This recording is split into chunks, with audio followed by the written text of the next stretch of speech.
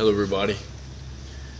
I want to go back, way back, like 200,000 years ago. I'm reading the book Mastery by Robert Greene, and it is fascinating what this man has to say, how he explains things.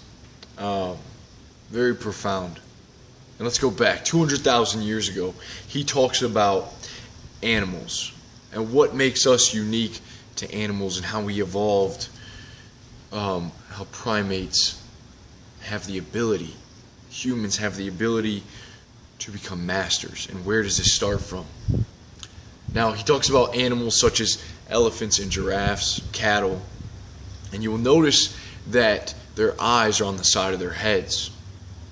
Now, this is very useful for a scanning view. It creates a panoramic view of the world around them. They're able to scan their environment for hunters, right? For they are the prey, so they scan, they can detect if there's danger, and they can get out. Now, primates are unique because our eyes are in the front. And we have this thing that's called depth perception. Now, it doesn't make it very good like the prey with the cattle. When you have the eyes on the side, we don't get that panoramic view, and a lot of times we don't know what's behind us. It's a huge reason that early humans formed together and traveled in groups. All right, we need someone watching our back. We need help. But what it does give us, this depth perception, is an ability to focus. And it started here. This unique mastery to humans started with the ability to focus on something so strongly. To put ourselves in that very first tool that we were making. And when we made those tools, we could feel and we could become part of that. And we grew from being able to focus on the objects, put our mind inside that object. We can do that with other humans without them making any kind of moves at all. Without them, any body language, we can put ourselves into the mind of another person and try to think of what they're feeling, of what actions they will do. What's going on inside the mind of them. I believe that's called theory of mind. You see this in rock, paper, scissors, the simple game. Rock, paper, scissors, shoot. Oftentimes, when you do this game, you try to put yourself inside the mind of another person. What will they put? What will they put? One of the guys, this is from the book Social.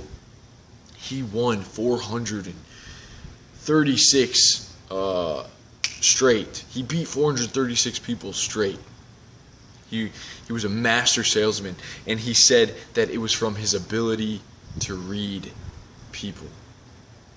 I thought that was awesome. He also said, for amateurs, if you want, this is a quick tip for rock, paper, scissors, but I think it's over 75% of time, if you're playing a man, he will pick rock, because rock represents masculine. And a woman will normally pick paper or scissors. And I'm telling you, it works all the time, guys. So play paper on other guys. Now, moving on. The ability to focus in our lives. I'm looking around at the world we are now, my generation. And if you look at technology, it makes it very easy to be a scanner. Right? It no longer is asked of us, is part of our everyday lives to focus in on problems, to massively, talking focus in on something at hand, whether that be learning a new skill, figuring out a problem, dealing with environmental issues, whatever it may be. We have very few things that call our attention like that. What we do have an abundance of is scanning, right? If you look at social media, what are we really doing? We've almost stepped out of the growing more as humans to this mastery, and we've become more like the cattle, more like these prey. We scan Instagram. We look all over the place. We watch the news. We watch TV. We're all over social media. Our minds don't have any clear-cut focus. My mother would tell me, she would read a lot of books. She always had a book in her hand, and she would read biographies, fantasy. She'd read fiction. She read nonfiction all over the place, read the Bible, but she read a lot about Einstein. And she said, Elisha, Einstein was a man of extreme focus. It's getting kind of windy here. I'm going to take a pause.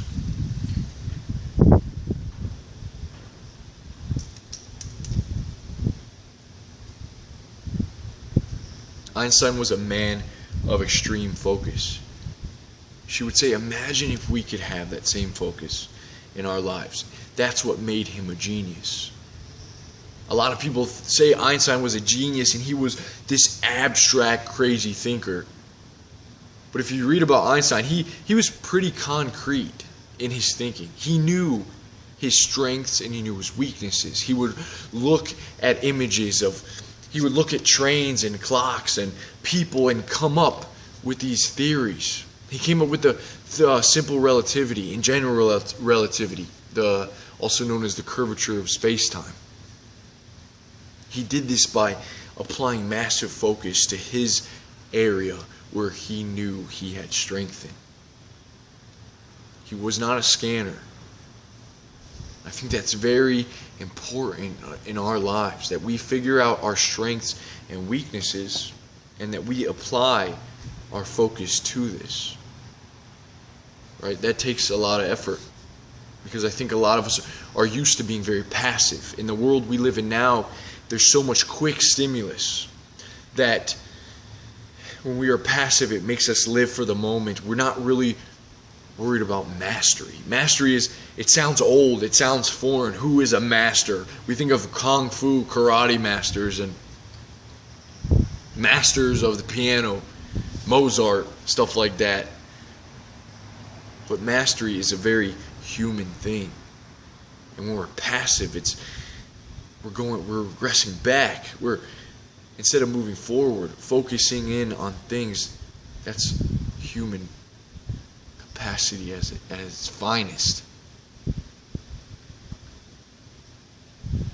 He says in the book Mastery, understand that the mind you get, the quality of brain you get in life is based on the actions that you take.